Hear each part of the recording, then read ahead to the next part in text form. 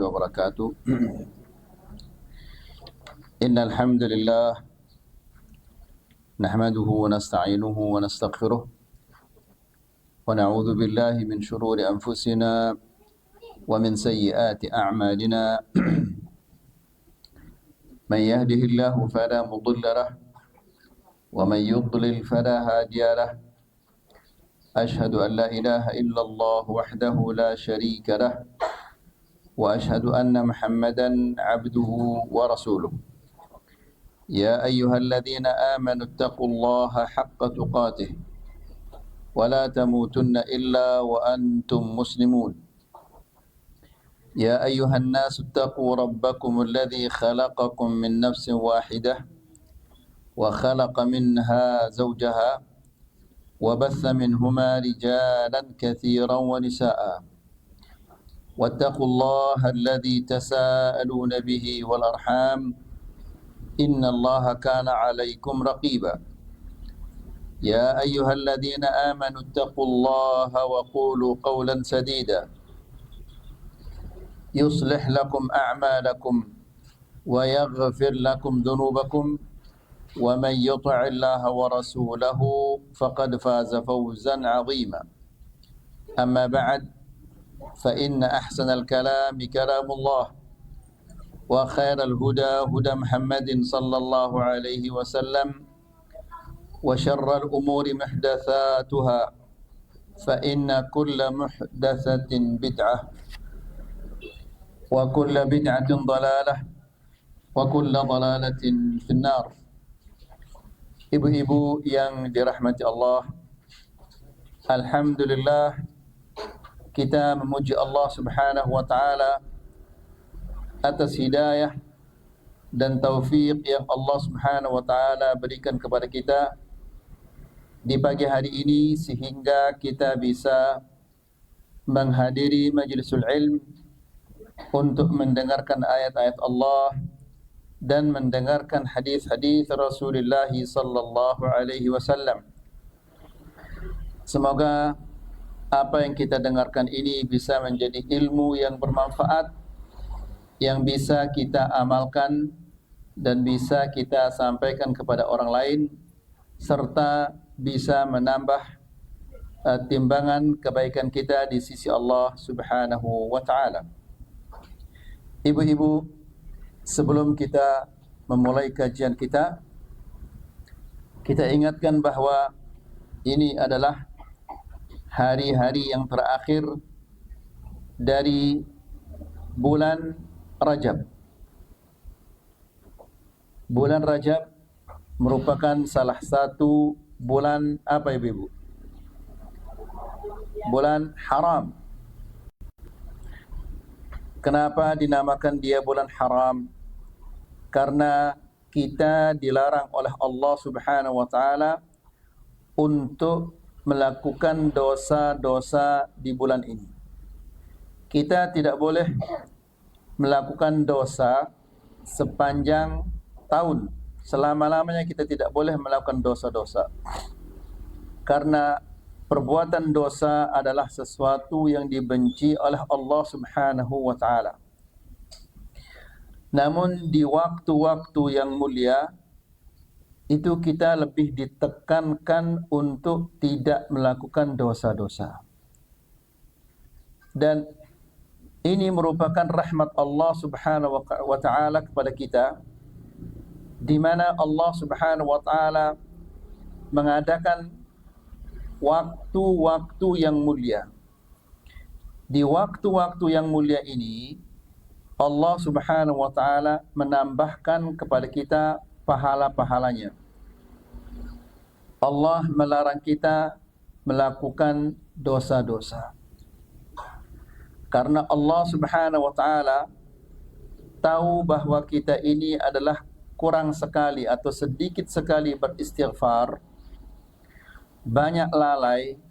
Makanya Allah Subhanahu wa taala mengadakan bulan-bulan atau waktu-waktu yang mulia, di mana di waktu-waktu yang mulia itu amal ibadah kita dilipat gandakan oleh Allah. Allah Subhanahu wa taala juga mengadakan tempat-tempat yang mulia. di mana di tempat-tempat yang mulia itu Allah Subhanahu wa taala akan menambah pahala amal ibadah kita. Nah, oleh karena itu, ibu-ibu yang dirahmati Allah, hindarilah dosa-dosa di bulan yang mulia, di bulan-bulan yang haram ini.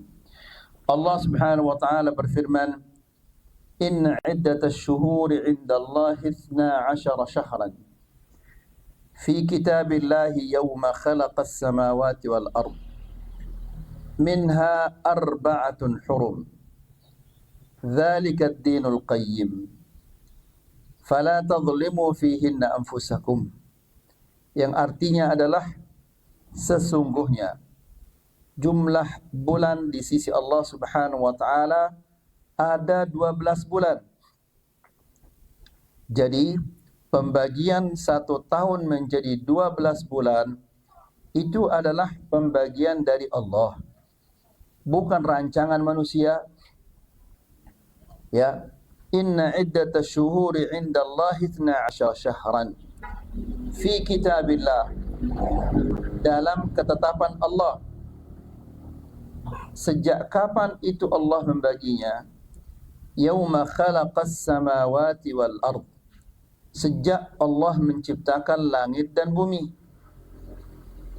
Minha arba'atun hurum, di antara 12 bulan ini ada 4 bulan yang haram. Apa 4 bulan yang haram ini? Ya, 3 berturut-turut, 1 di tengah. 3 berturut-turut ini adalah Dzulqa'dah, Dzulhijjah, Muharram, dan yang di tengah-tengah itu adalah bulan apa ibu-ibu? Bulan Rajab. Kenapa Allah Subhanahu wa taala mengharamkan 4 bulan ini? Itu tidak lain tujuannya adalah demi keamanan jamaah haji dan jamaah umrah. Ya, karena dulu orang pergi berhaji itu imma dia naik onta atau dia jalan kaki. Maka pasti dia akan lewat padang pasir.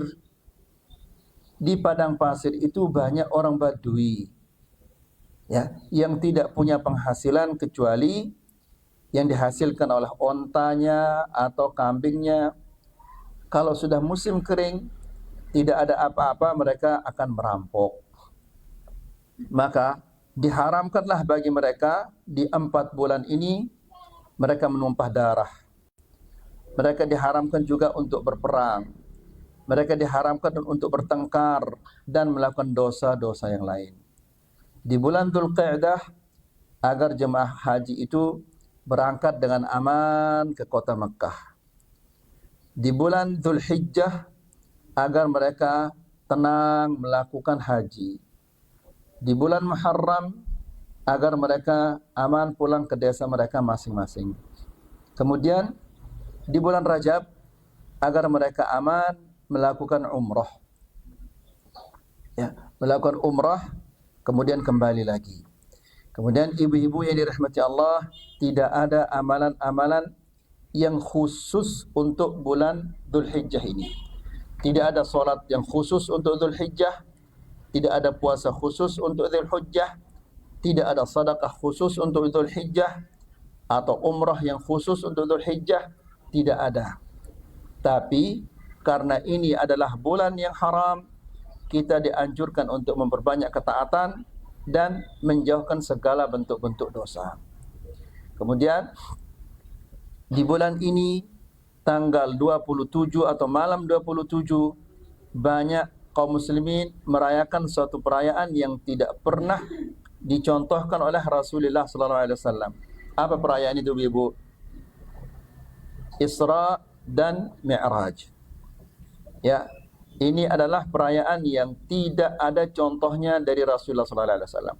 Bahkan tidak ada satu dalil yang menunjukkan bahwa peristiwa itu terjadi pada malam 27 Rajab, itu tidak ada. Dan semua yang menentukan bahwa peristiwa itu terjadi pada malam 27 itu adalah hadisnya lemah. Seandainya pun dia itu adalah sahih, benar terjadi pada malam 27, tidak boleh kita merayakannya. Kenapa? Karena Rasulullah SAW sendiri yang melakukan Isra dan Mi'raj itu, yang diangkat oleh Allah, dia sendiri tidak melakukannya. Sahabat-sahabatnya juga tidak melakukannya. Para tabi'in juga tidak melakukannya. Imam-imam yang 4 juga tidak melakukannya. Ya, maka kita harus mengikuti Rasulullah sallallahu alaihi wasallam. Dan kita semua ketahui bahwa khairul hadi hadi Muhammad, sebaik-baiknya cara adalah caranya Rasulullah sallallahu alaihi wasallam. Maka Nabi sallallahu alaihi wasallam dia tidak merayakan peristiwa Al-Isra wal Mi'raj, demikian juga sahabat-sahabatnya, demikian juga para tabi'in, dan demikian juga para atba'ut tabi'in. Maka kita juga tidak boleh melakukan demikian, karena mereka tidak melakukannya. Jadi sekali lagi ibu-ibu, ini adalah bulan yang haram, maka hindarilah dosa. Mungkin ada di antara ibu-ibu yang bertengkar sama suaminya, ya, silahkan saling sapa. Mungkin ibu-ibu bertengkar tidak saling sapa dengan saudaranya, silahkan saling sapa. Ini bulan yang dimuliakan oleh Allah, masa ibu-ibu akan menodainya dengan dosa-dosa? Apalagi yang namanya tidak sapa itu adalah dosa besar ibu-ibu. Ya, Nabi sallallahu alaihi wasallam dalam hadisnya mengatakan, la yahillu limri'in muslimin, tidak halal. Kalau tidak halal itu berarti apa ibu-ibu? Haram. La yahillu limri'in muslimin, tidak halal bagi seorang muslim an yahjura akhahu fawqa thalath. Ya, tidak halal bagi seorang muslim tidak menyapa saudaranya lebih dari 3 hari. Kalau urusan dunia, mungkin ibu tersinggung atau pernah disakiti perasaannya, maka tidak boleh ibu tidak menyapanya selama 3 hari. Coba ibu bayangkan ibu-ibu, pernah enggak ibu berpikir kenapa kok dibatasi oleh Allah Subhanahu wa taala 3 hari? Kenapa enggak 5 hari saja? Ya, atau 6 hari atau 7 hari, dibatasi 3 hari. Ya. Namun meskipun dibatasi oleh Allah Subhanahu wa taala 3 hari, bahkan ada orang yang belum menyapa saudaranya sampai 10 tahun gara-gara hal sepele. Ya, pernah tersinggung lalu tidak mau menyapa saudaranya sampai mungkin bertahun-tahun, bahkan sampai 10 tahun, wala haula wala quwwata illa billah. Coba ibu bayangkan, ya, yang namanya tidak saling menyapa ini adalah dosa besar. Kemudian kenapa dibatasi oleh Allah Subhanahu wa taala 3 hari? Karena Allah Subhanahu wa taala dia yang menciptakan manusia itu, dia yang tahu bahwa hati manusia itu bisa membaik selama 3 hari. Ya, dia akan baik selama 3 hari. Kalau lebih dari 3 hari, apalagi sampai setahun, 2 tahun, 3 tahun, belum juga dia baik, berarti ini hatinya dia buruk. Ya, orang yang seperti ini hatinya buruk. Coba bayangkan ibu-ibu, seandainya dia mati dalam keadaan belum saling sapa dengan tetangganya atau saudaranya. Coba bayangkan, ini matinya mati bagus apa mati jelek ibu-ibu? Kalau mati jelek itu apa namanya ibu-ibu? Nah, kemudian Allah Subhanahu wa taala berfirman, tidak ada orang yang selamat di akhirat itu kecuali orang-orang yang datang kepada Allah membawa hati yang selamat. Selamat dari iri, selamat dari benci, selamat dari dengki, dan yang lain-lainnya. Makanya ibu-ibu yang dirahmati Allah, ini adalah bulan yang haram. Maka jika ibu-ibu tidak saling sapa dengan temannya, dengan saudaranya, lebih-lebih lagi saudara, keluarga, ya, silahkan datangi dia, kemudian minta maaf. Ya, sambung lagi hubungan yang terputus itu. Karena yang namanya memutus silaturrahim ini adalah dosa yang sangat besar. Nabi sallallahu alaihi wasallam mengatakan la yadkhulul jannata qati'u rahim.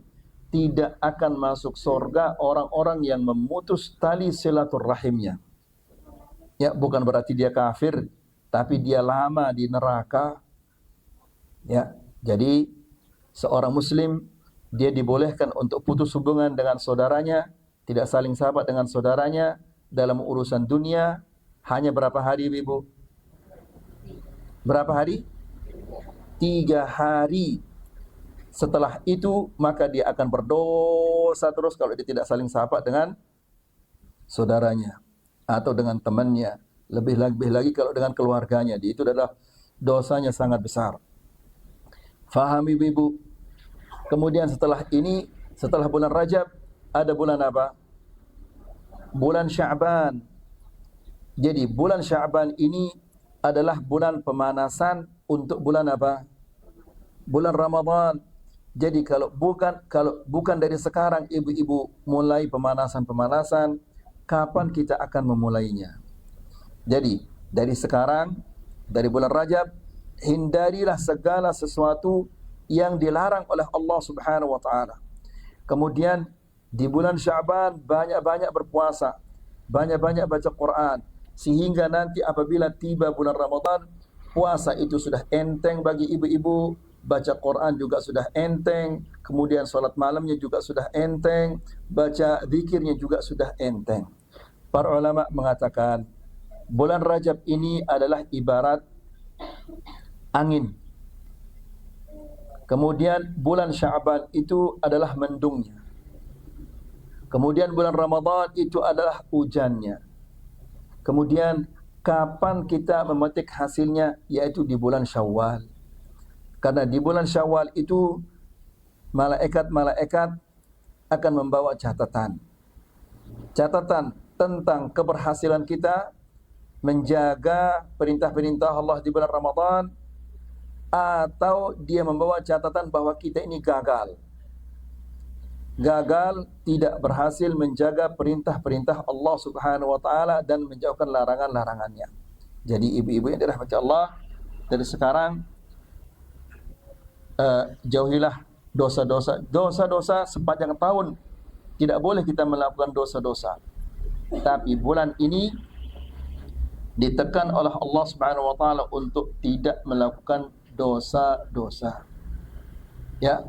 Lalu kelanjutan ayat itu, minha arba'atun hurum, ada di antara 12 bulan ini ada 4 bulan yang haram, yaitu Dzulqa'dah, kemudian Dzulhijjah, kemudian Muharram, dan di tengah-tengah ada Rajab. Dzalika ad-dinul qayyim. Itu adalah agama yang lurus, maka fala tadhlimu fihinna anfusakum. Jangan kalian menzalimi diri kalian di bulan-bulan ini. Coba lihat ibu-ibu, apa kata Allah Subhanahu wa taala? Allah tidak mengatakan jangan kamu melakukan dosa-dosa. Ya, tapi Allah mengatakan jangan kamu menzalimi dirimu. Ya, karena dosa-dosa itu yang kita lakukan itu adalah kita menzalimi diri kita. Kenapa Allah menggunakan kata-kata jangan kamu menzalimi dirimu, agar kita menjauhi dosa itu? Ya.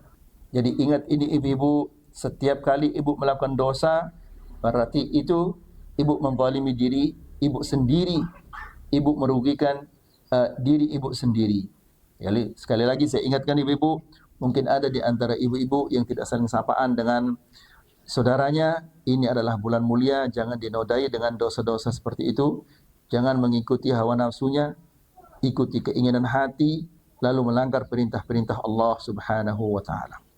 Baik, ibu-ibu, sebelum kita memasuki kajian kita, yaitu tentang salatul Jum'ah lin nisa, salat Jumat bagi wanita, kita ulang lagi tentang salatul mar'ah al-musafirah, salat wanita yang musafir. Dan kita katakan bahwa wanita apabila dia musafir, maka disyariatkan baginya untuk apa ibu-ibu? Mengqasar salatnya. Mengqasar salat artinya apa? Yang 4 rakaat menjadi dua, dua, dua. Dhuhur 2, asar 2, isya juga 2, maghrib 1,5. Hah? Tetap dia 3? Nggak bisa diqasar maghrib? Baik. Kemudian kita menjelaskan kapan seorang musafir dia mulai mengqasar salatnya ibu-ibu. Apabila dia telah keluar dari pedesaannya. Kalau orang Lombok Tengah setelah dia keluar dari Lombok Tengah. Kemudian jarak untuk boleh mengqasar ini ada ketentuannya dari Rasulullah SAW, ibu-ibu? Tidak ada. Sehingga banyak sekali pendapat berkaitan tentang hal ini. Namun yang dikuatkan oleh Syekh di sini adalah perjalanan mana saja yang dinamakan safar, maka boleh dia mengqasar salatnya. Kemudian berapa hari seseorang boleh mengqasar salatnya ibu? Hah? Hah? Gimana? Kalau dia tidak menentukan kapan dia akan kembali, dia tidak tahu kapan dia akan pulang ke desanya, maka ini dibolehkan dia mengqasar selama dia berada di tempat itu. Meskipun sampai setahun, kalau dia belum tahu kapan dia akan pulang, dia dibolehkan untuk mengqasar. Tapi kalau sudah ada ketentuannya, saya akan pulang tanggal sekian, maka dia diizinkan atau diberikan keringanan untuk mengqasar salatnya adalah berapa? 19 hari sebagaimana yang dilakukan oleh Rasulullah sallallahu alaihi wasallam ketika menaklukkan kota Makkah. Kemudian apakah disyaratkan bagi ibu-ibu untuk niat mengqasar ibu-ibu? Hah? Tidak. Jadi kalau ibu sudah muqasar, maka otomatis salat kalau ibu sudah musafir, maka otomatis salatnya akan menjadi apa? Menjadi apa ibu-ibu? Ya, kok diam ibu-ibu? Menjadi qasar, ya. Kemudian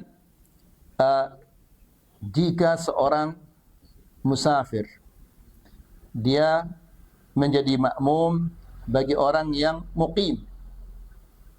Ibu-ibu, misalnya ibu ke Bali, ya, ibu salat berjamaah, imamnya muqim, ibu mengqasar apa menyempurnakan? Ya, menyempurnakan. Nah, kalau sebaliknya sekarang ibu-ibu, kalau ibu musafir kemudian ibu disuruh jadi imam, makmumnya adalah orang yang muqim, ibu mengqasar atau ibu menyempurnakan? Mengqasar. Namun makmumnya tetap salatnya apa? Sempurna. Kemudian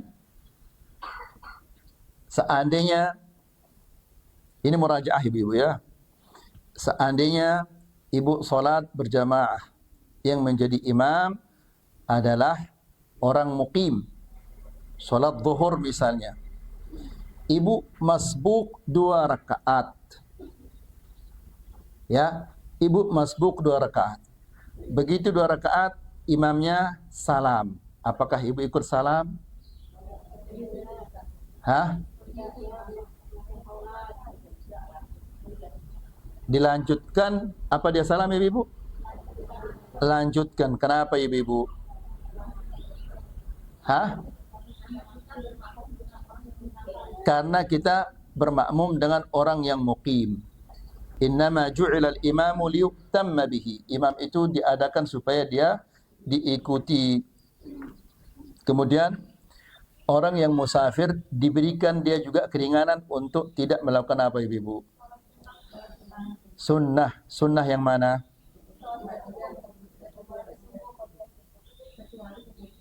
yang diberikan keringanan untuk tidak melakukan qabliyah dan ba'diyah kecuali qabliyah apa? Subuh. Adapun sunnah-sunnah yang lain seperti salat duha, tahiyatul masjid, sunnatul wudu dianjurkan apa enggak? Dianjurkan. Baik. Setelah itu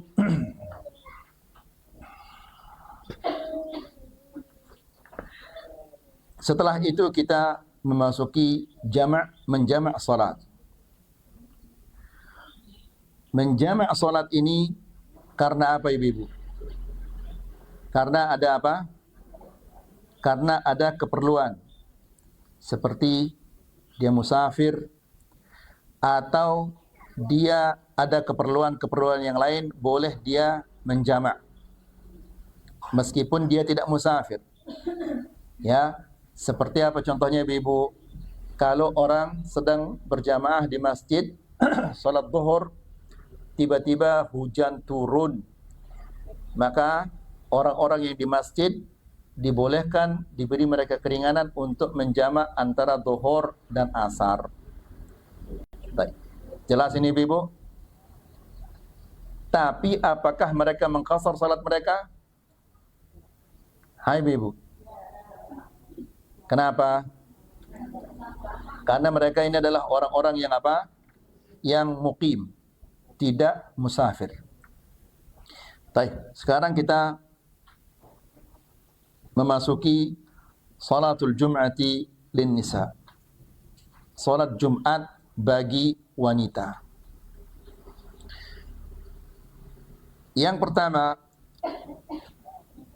la yajibu 'ala an-nisa'i hudur al-jum'ah. Tidak wajib bagi seorang wanita untuk hadir melaksanakan salat Jumat. Kata Syekh, i'lami annahu qad ittafaqat kalimatul ulama'i wa ajma'u anna hudur al-jum'ati la yajibu 'ala an-nisa. Ketahuilah bahwa para ulama telah sepakat bahwa seorang wanita dia tidak wajib untuk datang ke masjid melaksanakan salat Jumat, tidak wajib. Wa qad warada 'anil Nabi sallallahu alaihi wasallam 'iddat ahadits tuthbitu bimajmu'iha annahu la jum'ata 'ala nisa. Ada beberapa hadis dari Nabi sallallahu alaihi wasallam yang keseluruhannya menunjukkan bahwa wanita tidak wajib baginya untuk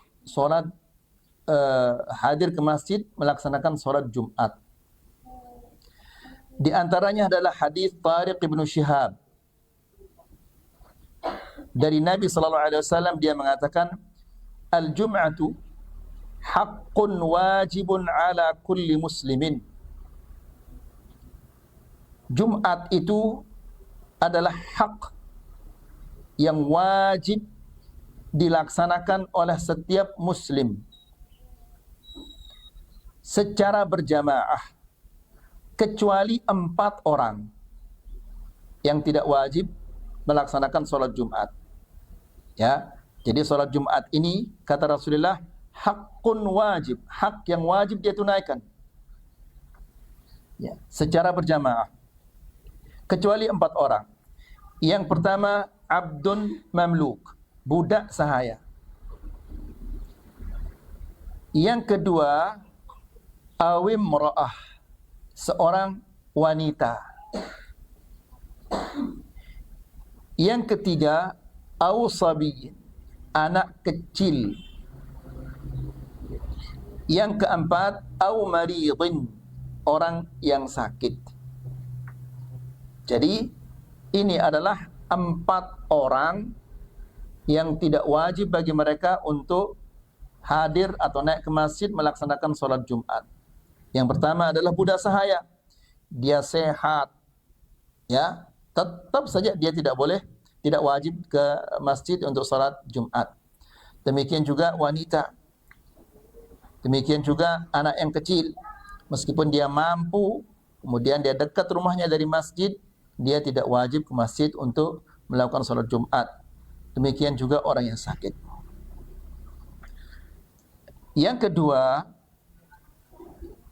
lakin yajuzu hudurahunna al-jum'ah wa tujzi'u anhun. Namun mereka boleh hadir.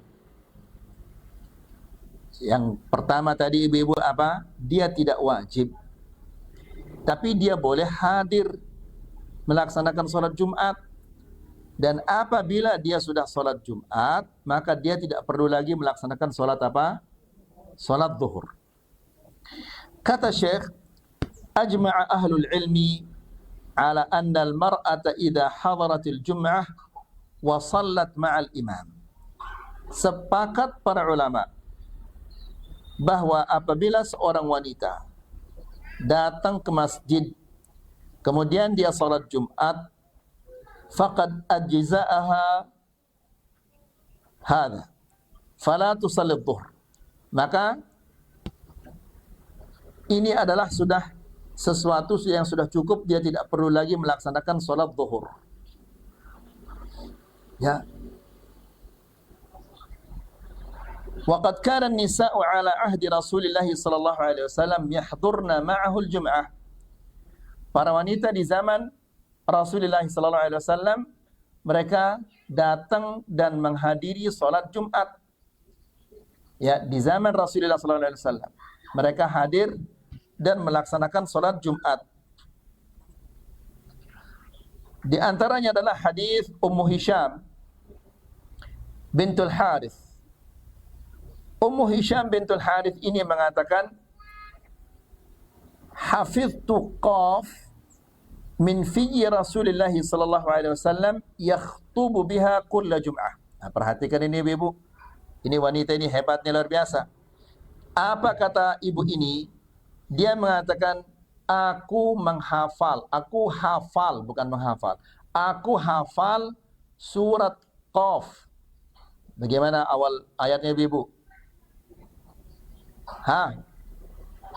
Qaf. Terus satu ayat aja yang pertama ya ibu. Ada yang hafal? Qaf. Terus wal Qur'anil Majid. Bal ajibu an ja'ahum mundhirun minhum faqala al-kafiruna hadha macet lagi. Hadha syai'un ajib.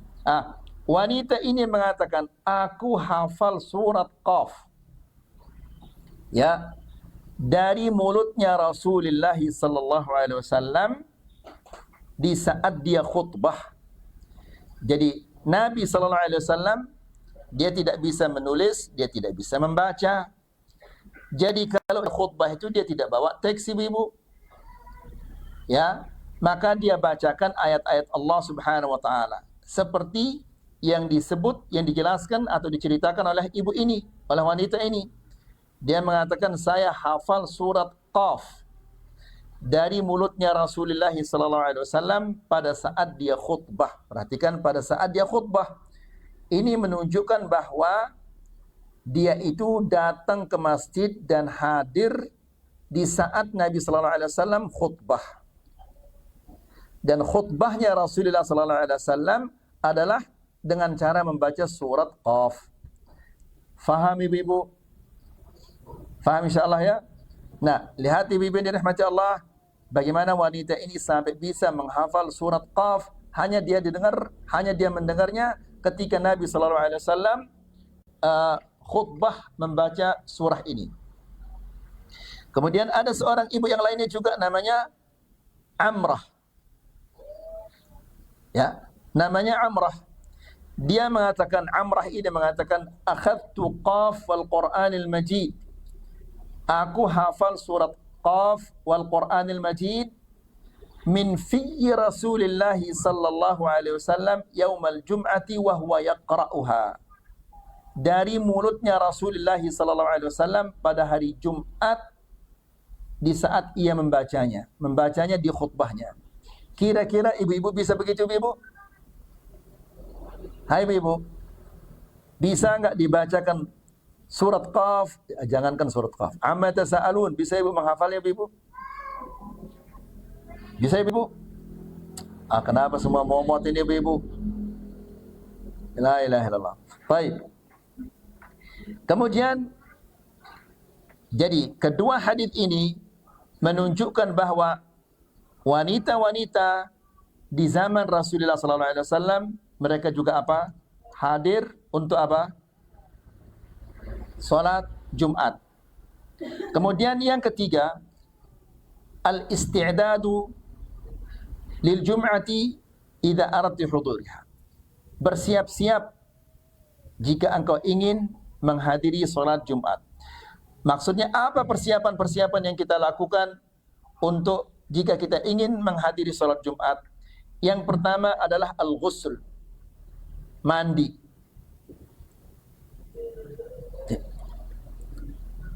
Yustahabbu laki idza aradti an tahdhur al-jum'ah, dianjurkan bagimu jika engkau ingin melaksanakan salat Jumat an taghtasili,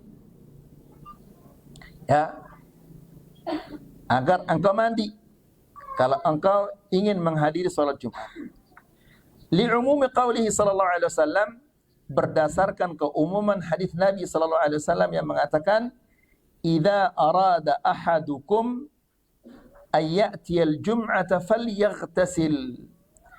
Apabila salah seorang di antara kalian dia akan pergi untuk melaksanakan salat Jumat, maka hendaklah dia mandi. Ya. Mandi Jumat ini bagi laki-laki, ibu-ibu, adalah apa? Bagi laki-laki dia wajib. Tapi kenapa di sini dikatakan kalau ibu-ibu ingin menghadiri salat Jumat, dia dianjurkan untuk mandi? Dianjurkan, tidak diwajibkan. Kenapa ibu-ibu? Faham maksud pertanyaan saya ibu-ibu? Ya, kalau laki-laki dia wajib mandi.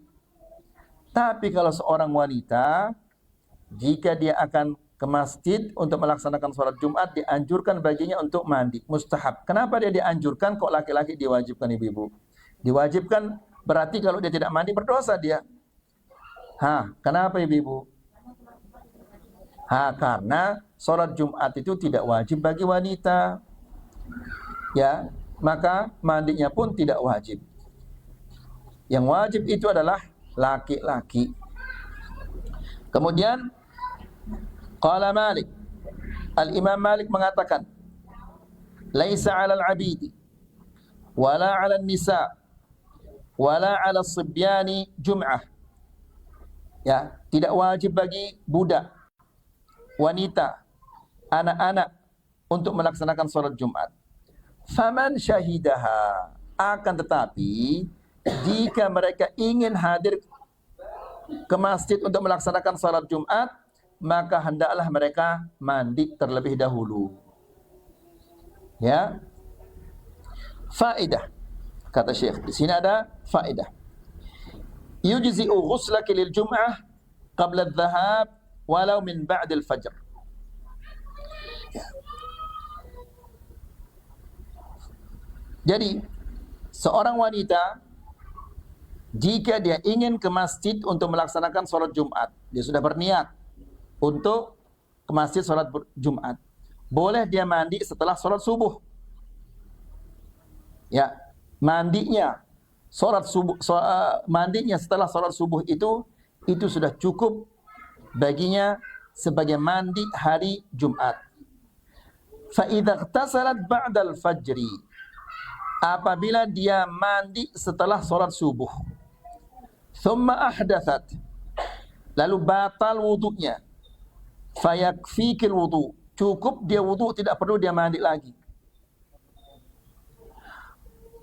An Abdurrahman, dalilnya adalah dari Abdurrahman ibnu Abi Abza.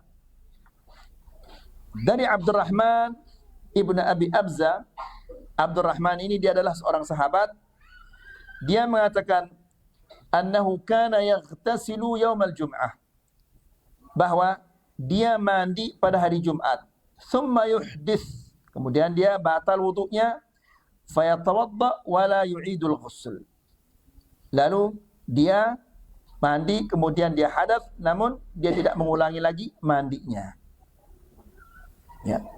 Pernah kita sampaikan ibu-ibu, apabila seorang ibu dia sudah bersih dari haidnya, habis waktu haidnya sekarang, kemudian dia mandi, lalu setelah mandi ada cairan-cairan yang merah keluar, apakah dia ulangi lagi mandinya ibu-ibu?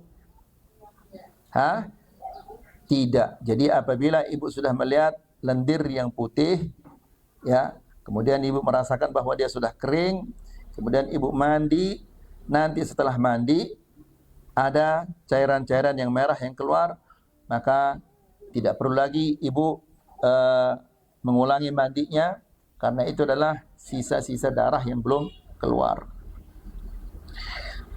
Kemudian faedah yang kedua, idza asbahta yaumal jum'ati ala janabah.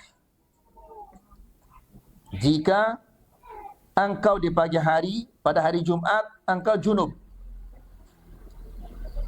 fa innahu yakfiki ghaslun wahid anil janabah wal jum'ah. Cukup satu mandi untuk dua-duanya. Ya, mandi janabah ini sudah cukup bisa menggantikan mandi hari Jumat. Faham ibu-ibu? Tapi harus disertai dengan apa? Niatnya.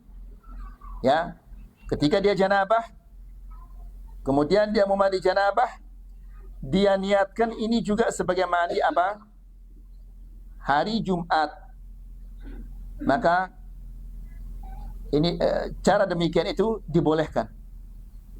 Ya, baik dia laki-laki maupun dia perempuan. Kemudian yang kedua, yang ketiga,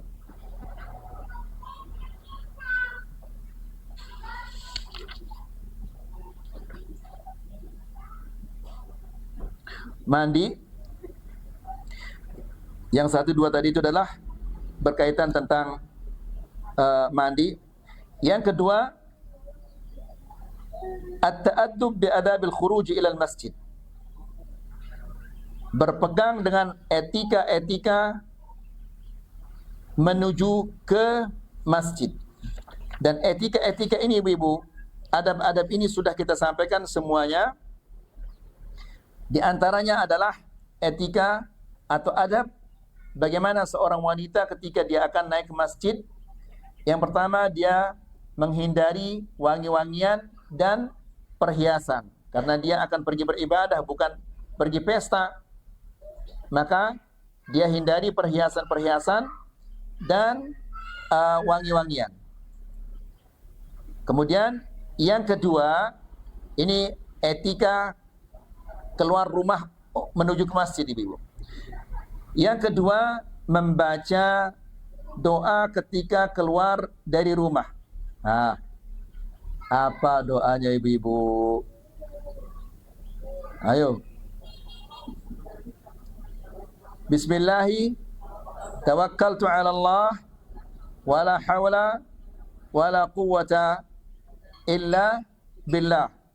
Kemudian setelah itu, Allahumma ij'al fi qalbi nura. Kemudian wa fi lisani nura, waj'al fi sam'i nura, waj'al fi basari nura, waj'al min khalfi nura, wa min amami nura, waj'al min fawqi nura, wa min tahti nura, Allahumma a'tini nura. Ibu-ibu nura-nura saja tadi. Yang dia tahu nura terus. Yang lainnya tidak. Baik. Kemudian yang ketiga, adab yang ketiga yaitu al-masyu ilal masjid bisakinah. Berjalan menuju masjid dengan tenang, jangan tergesa-gesa, jangan lari-lari. Ingatkan suaminya ibu, walaupun dia sebentar lagi akan qamat, tidak boleh dia tergesa-gesa. Yang keempat adalah membaca doa ketika masuk ke masjid, yaitu apa? Masuk masjid ibu-ibu. Bismillah, wassalatu wassalamu ala rasulillah, Allahumma ighfirli dhunubi, terus waftahli abwaba rahmatik. Kemudian kalau dia keluar, Bismillah wassalatu wassalamu ala rasulillah, Allahumma ighfirli dhunubi, terus waftahli abwaba fadlik. Kemudian yang kelima adalah tahiyatul masjid. Ini semua sudah kita sampaikan di kajian yang sebelumnya. Kemudian yang kelima tahiyatul masjid.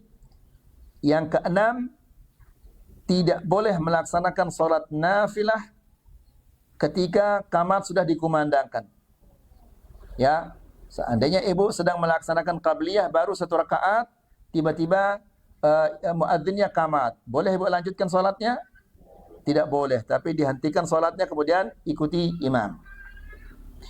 Kemudian begitu imam salam, ini yang ketujuh, hendaklah segera keluar masjid. Hendaklah dia keluar dari masjid. Kapan itu dia segera keluar dari masjid ibu? Kalau pintunya satu, ya. Tapi kalau ada pintu yang khusus untuk laki-laki dan ada khusus untuk perempuan, dibolehkan bagi wanita untuk duduk berzikir. Kemudian ketika yang kedelapan, menghindari makan apa? Bawang merah dan bawang putih. Kemudian yang kesembilan, menghindari jangan meludah di masjid. Kemudian yang ketujuh, tidak boleh mencari barang-barang yang apa? Yang hilang. Bagaimana itu tidak boleh mencari barang yang hilang ibu-ibu?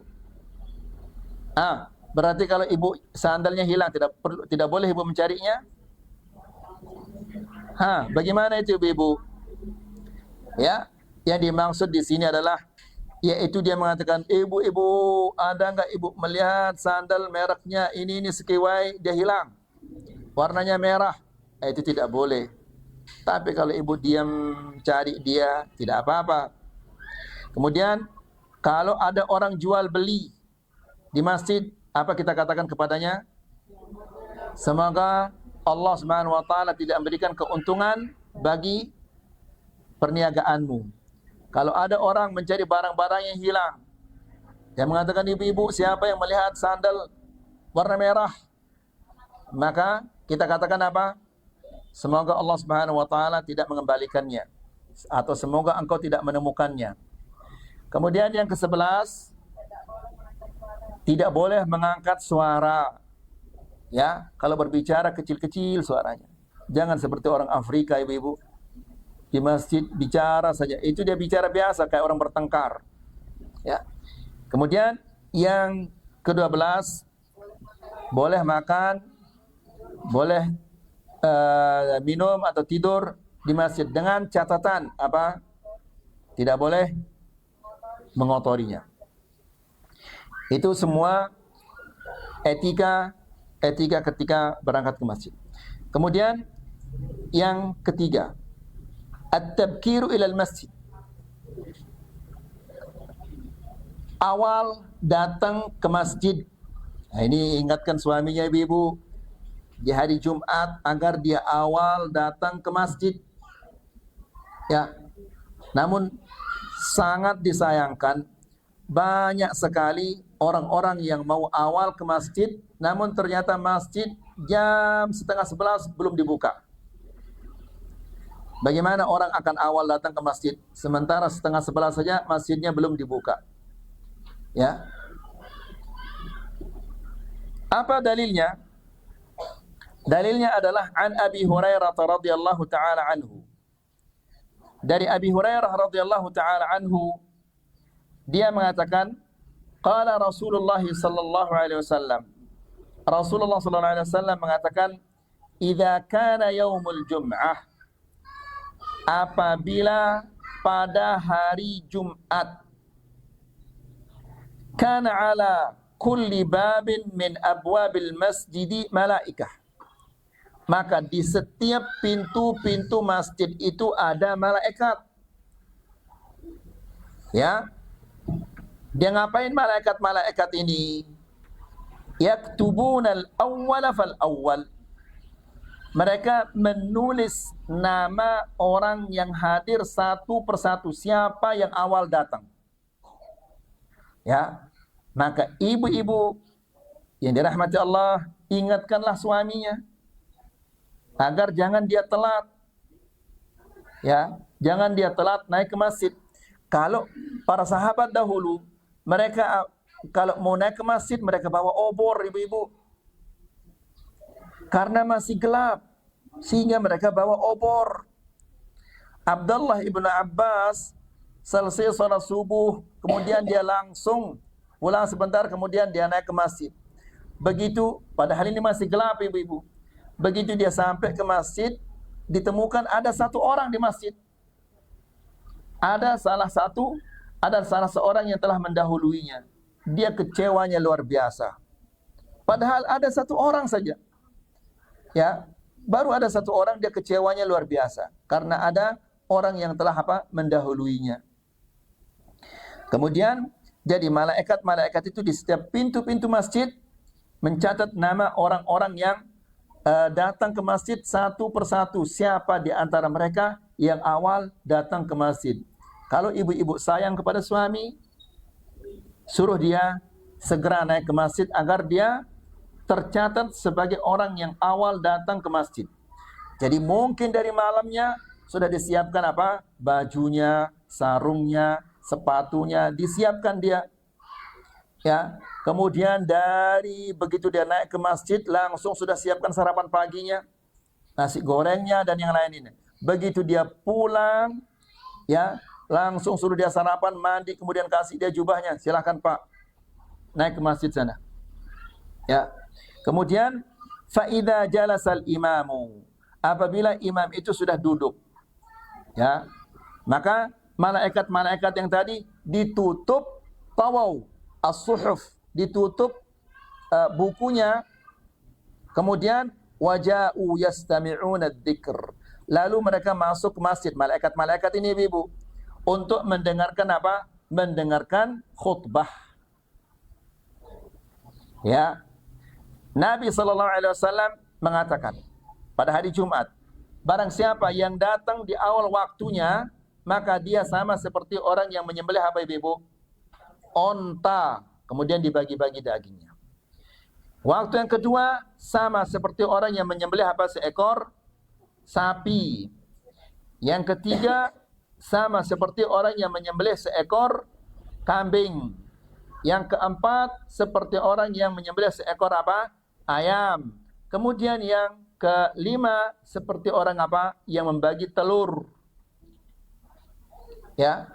Kalau imam sudah mengatakan Assalamualaikum, maka malaikat itu masuk. Perhatikan di sini, ibu-ibu, malaikat itu masuk tujuannya apa? Hai ibu-ibu, dia kenapa malaikat itu masuk setelah dia enggak masuk ke masjid mendengarkan khutbah? Ya, kalau sudah habis waktu onta, jadi ada 5 waktu ibu-ibu. Ya, dari selesai sholat subuh sampai imam mengatakan, khatib mengatakan Assalamualaikum, itu ada 5 waktu. Waktu yang pertama sama seperti dia menyembelih seekor onta. Yang datang di waktu yang kedua sama seperti dia menyembelih seekor sapi. Yang datang di waktu ketiga sama seperti dia menyembelih seekor kambing. Yang datang di waktu yang keempat sama seperti dia menyembelih seekor ayam. Kemudian yang datang ke waktu yang kelima sama seperti orang yang membagikan telur. Kalau imam sudah masuk, bulunya pun dia tidak dapat. Ya, karena kalau imam sudah mengatakan Assalamualaikum, malaikat ini masuk ke dalam masjid untuk mendengarkan khutbah. Perhatikan di sini ibu, kalau suami naik ke masjid untuk melaksanakan salat Jumat, ingatkan dia, jangan kamu tidur, gitu kan. Ya, karena malaikat saja masuk ke masjid untuk mendengarkan khutbah. Ya, ingat itu Mas, jangan tidur, karena orang yang tidur di saat khatib sedang khutbah disamakan dia oleh Rasulullah SAW seperti apa ibu-ibu? Seperti keledai yang memikul kitab. Ya, kal himar yahmilu asfara, seperti keledai yang memikul kitab. Jadi, ibu-ibu kalau suaminya pulang dari masjid, tanya dia, "Pak, tadi keledai apa enggak, Pak?" Ya, tanya dia. Maksudnya tadi, "Mas, tadi tidur apa enggak, Mas?" Ya, jangan sampai dia tidur. Ya, kemudian mungkin dia mengatakan supaya saya tidak tidur, saya main HP, enggak boleh. Ya, sama seperti bohong ini. Nabi mengatakan, "Man massal hasa faqad lagha." Barang siapa menyentuh kerikil maka dia telah apa? Lagha. Lagha artinya melakukan hal-hal yang sia-sia.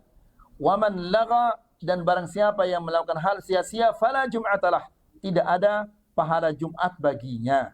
Jadi itu diingatkan dia ibu-ibu, ya, agar dia jangan ngantuk. Jadi kalau malam Jumat itu agak awal dia tidur, ya, kemudian supaya dia pagi-pagi pergi ke masjid dalam keadaan apa? Segar, tidak ngantuk. Kemudian suruh dia perhatikan khatib yang sedang khutbah, walaupun khutbahnya menjengkelkan. Ya, karena ada khatib-khatib yang membuat apa? Makmumnya ngantuk. Jadi sabar menghadapi khatib yang seperti itu. Ini saja yang bisa kita sampaikan. Sedikit ini lupa itu. Nah, ibu-ibu yang datang ke masjid untuk sholat Jumat ini dibolehkan. Namun ada satu hal yang perlu diperhatikan ibu-ibu, alla yatarattab alaihi idha'atul haqq, idha'atan li haqqil ghair kazauj wa ghairihi. Namun dengan catatan, jangan sampai dia mengabaikan hak orang lain, terutama suaminya. Misalnya dia kepingin naik ke masjid sholat Jumat, boleh. Tapi gara-gara dia naik ke masjid sholat Jumat, akhirnya dia nggak jadi bikin apa? Dia tidak jadi masak. Suaminya telat makan. Nggak boleh itu ibu. Ya, atau hak-hak tetangganya, atau hak orang tuanya, atau hak-hak orang lainnya. Tidak boleh diabaikan gara-gara ibu-ibu kepingin naik ke masjid sholat Jumat. Ini saja yang bisa kita sampaikan. Semoga ini bermanfaat. Wa sallallahu ala nabiyina Muhammad walhamdulillahi rabbil alamin.